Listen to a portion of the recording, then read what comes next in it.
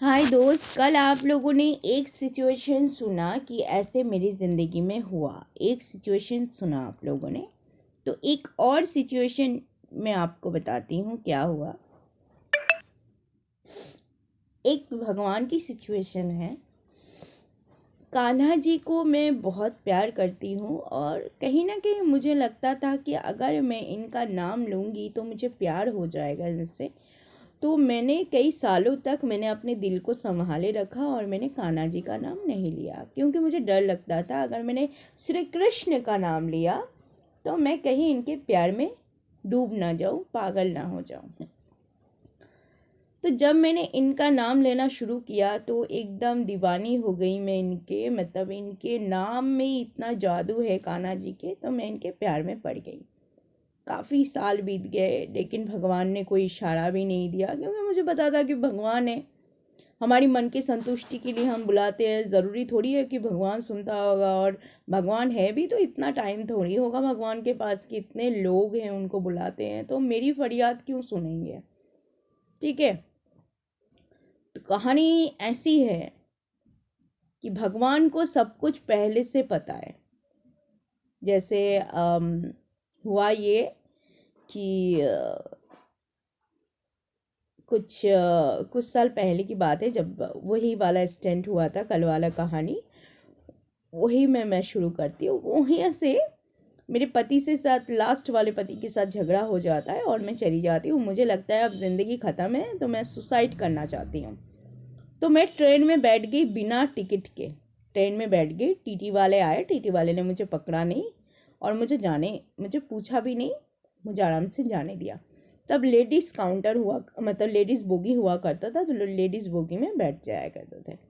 अच्छा, अच्छी बात है। उसके बाद ऐसा हुआ जी, मैं चली गई कोलकाता। कोलकाता में गई मामा के घर। मामा के घर में जाके मेरी नानी बोलती है, तू यहाँ क्यों आई है, यहाँ पे इतनी गरीबी चली है, इन लोगों का खाना नहीं चलता है, तू आई है, तू कल चली जाना अपने अंकलों के घर। तो मुझे तो बहुत बुरा लगा। वो मर चुकी है, ये 1 हफ्ता 2 हफ्ता पहले। इंसान ऐसे होते हैं, इतना इतना जलन, इतना जलन। खैर, कोई बात नहीं। उसके बाद मैं अंकल के घर गई। अंकल के घर में एक गौड़ निताई हमारा है, बंगाली में गौड़ निताई भगवान, जो उनका फोटो लगा था। तो मेरी मम्मी ने सिखाया कि ये भगवान नहीं होते, क्योंकि ये तो इंसान रूप में जन्म लिया है, ये भगवान नहीं होता। जो भी है, मैंने देखा, मैंने कुछ ऐसे तब ऐसे सोचा, और मुझे जो गौड़ निताई है वही एक्चुअली कान्हा जी के रूप है, तो कान्हा जी ही हैं। तो मैं ऐसे देख के मुझे बहुत नींद आ रही थी और दोपहर का टाइम था। मैं लगभग 12:30 बज रहे होंगे, मैं सो गई, इतना नींद आ रहा था मुझे। वहीं पे थोड़ा सर रख के सो गई खटिया पे। ठीक है, सो रही हूँ, कुछ ऐसे ही सपना आया। ठीक है, कोई बात नहीं। अचानक जैसे पिक्चर दिखाते हैं ना, जैसे फिल्म होता है, तो मेरे सामने, आंखों के सामने एक फिल्म आ जाता है। तो मैं अपने पति को कहती हूँ भैया, क्योंकि मुझ में एक प्रॉब्लम है, मैं सबको भैया कह देती हूँ। तो मैंने कहा कि तुम तो मेरे भैया हो, तुम मेरे पति नहीं हो। तो उसने पता नहीं ऐसे मुक्का मारा और यहाँ पे मेरा होठ कट गया, और ये जो 2 होठ है ये दोनों अलग अलग हो गए। यहाँ से एक लटक रहा है, यहाँ से एक लटक रहा है, और ये दोनों होठ अलग अलग हो गए। तो ये जब मैंने देखा और कुछ देर बाद मुझे दिखाया, कुछ 2 सेकंड मुझे दिखाया, और फिर वो पिक्चर हट गई। तो मैंने ऐसे आंखें खोला और उसके बाद मैंने भगवान को देखा। मैंने, भगवान ये कैसा सपना था, मतलब ज़िंदगी में ऐसा सपना तो कभी नहीं देखा। अब मुझे ये भी नहीं पता कि मेरी फरियाद, मेरी बातें मेरे कान्हा जी सुनते हैं या वो कोई रिएक्ट करते हैं, मुझे इस बारे में कुछ भी नहीं पता। क्योंकि आप लोगों के साथ तो बहुत कहानियाँ हुई होगी, भगवान ने बहुत दिखाई दिया होगा, लेकिन ये जो था कुछ अलग था। इन्होंने मेरे जो बाद में होने वाला है उन्होंने मुझे दिखा दिया। तो ये मुझे लगा कि पता नहीं क्या है, समझ में नहीं आया। तो फिर मैं दिल्ली के लिए रवाना हो गई, मैं आ गई। अच्छा, किसी दौरान मम्मी से थोड़ा झगड़ा हो गया और मैंने उटपटांग चीज़ें बोली और मम्मी ने भी उटपटांग चीज़ें बोली। बहुत झगड़ा हो गया, सब फैमिली वाले सब मुझे मारने पीटने लगे।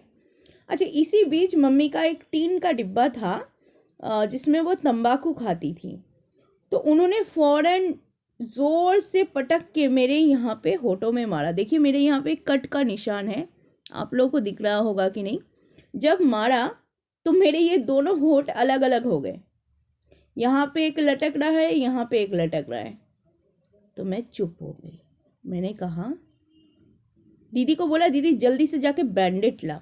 तो मैंने बैंडेड लगा के उसको रखा और मैंने कुछ नहीं बोला। मेरी मम्मी चिल्लाई थोड़ा सा, मैं चुप हो गई। मैंने कहा ये तो मुझे 1 महीने पहले ही वो सपने में आया था कि तेरा होठ कट जाएगा, तेरा दोनों होठ अलग अलग हो जाएंगे। तुझे मेरे पे भरोसा नहीं है ना, तो देख तेरे फ्यूचर में तेरा क्या होने वाला है। तो भगवान ने ये मुझे पहले बोल दिया। तो सोचिए, भगवान को सब पता है, आपके ज़िंदगी में कल क्या होने वाला है, सब कुछ पता है भगवान को।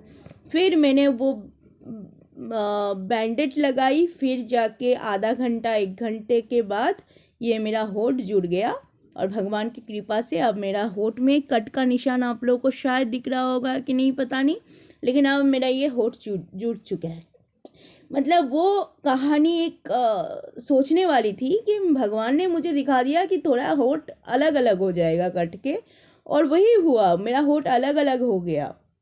ठीक है, और वो इसको मैंने बैंडेड लगाया, ठीक हो गया। जो भी है, तो कान्हा जी की ये महिमा देख के मैंने मान लिया कि कान्हा जी मेरी हर एक बात सुनते हैं और वो मुझे बहुत प्यार करते हैं। शायद वो मुंह से कुछ ना बोलते हो, लेकिन दिल से वो मुझे बहुत प्यार करते हैं और वो हमेशा मुझे विश्वास दिलाने की कोशिश करते हैं, देख मैं हूँ, तू चिंता मत कर, मैं हमेशा हूँ तेरे पास। जय श्री कृष्ण भगवान की जय। जय प्रभु श्री कृष्ण। जय श्री कृष्ण।